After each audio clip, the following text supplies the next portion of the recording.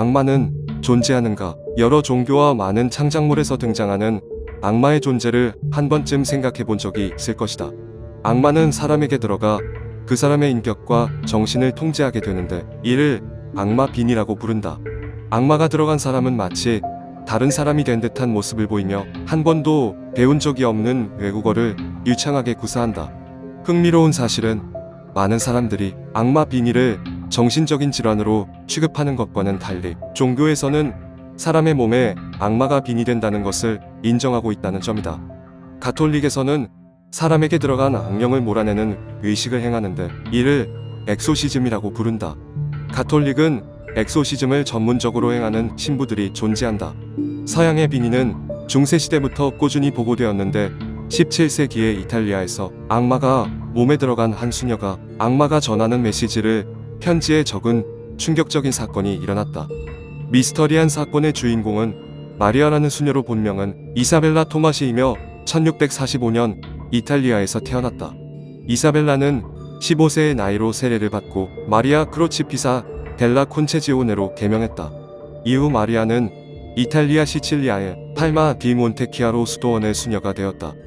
이사벨라 토마시는 독실한 믿음으로 성실하게 생활하는 수도원의 다른 수녀들과는 달리 악마가 자신을 지배하고 있다고 자주 말한 것으로 알려졌다.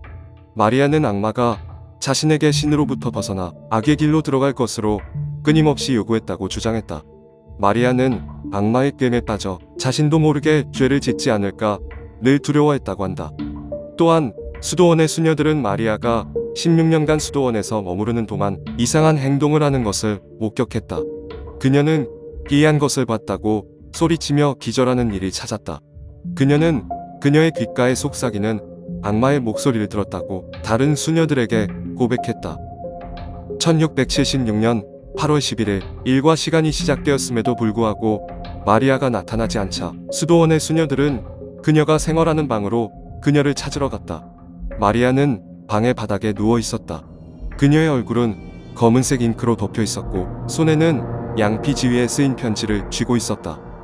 편지는 서투른 글씨체로 고대의 라틴어, 그리스어, 아랍어로 구성되어 있고 해석이 불가능한 기호들이 편지 곳곳에 가득했다. 누구도 편지를 해석할 수 없었으며 가톨릭 사제들은 사탄이 마리아로 하여금 편지를 쓰게 했다고 추정했다. 이후 300년 넘게 언어학자와 암호의 독자들이 악마가 보낸 편지를 해석하려고 했지만 성공하지 못했다. 하지만 2017년 다크웹에 있는 한 암호의 독 소프트웨어 덕분에 편지 해독에 첫 번째 실마리가 생긴다. 다크웹이란 일반 브라우저로 접속할 수 없는 웹사이트의 종류이며 특정 애플리케이션을 이용해서만 접속할 수 있다. 구글 등 일반적인 검색 엔진으로는 다크웹의 웹사이트를 검색할 수 없으며 다크웹에서는 마약 거래, 무기 밀매, 살인 정보 그리고 개인정보 거래 등 온갖 불법적인 일들이 일어난다. 마리아의 편지를 해석하기 위해 연구를 지속해온 이탈리아 시칠리아의 연구기관 르룸의 연구원들은 다크웹의 암호 해독 소프트웨어를 이용하여 악마의 편지를 해석하기로 한다. 연구진들은 다크웹의 암호 해독 애플리케이션에 악마의 편지에 있는 고대의 라틴어, 아랍어, 그리스어 그리고 기이한 기호들을 입력하고 마침내 편지의 일부분을 해석하는 데 성공한다. Humans are responsible for the creation of God. God and Jesus are dead weights. God does not exist. Trinity is fake. There is only me. God thinks he can free mortals. This system works for no one. Perhaps now, Styx is certain. 루돔에서 해독한 편지 일부분의 내용은 마치 악마가 작성한 듯한 느낌이 들기도 한다.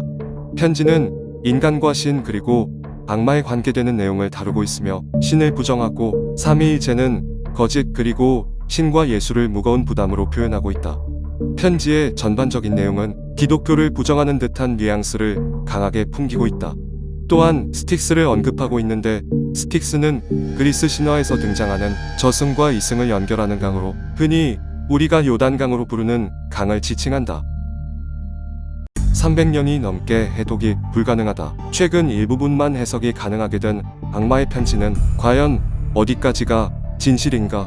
일각에서는 마리아 크로치피사는 15세의 어린 나이에 수녀가 되어 수도원에서 생활하며 공동생활의 부적응 그리고 정신분열증 같은 정신병과 결합되어 악마의 편지를 썼다고 주장한다.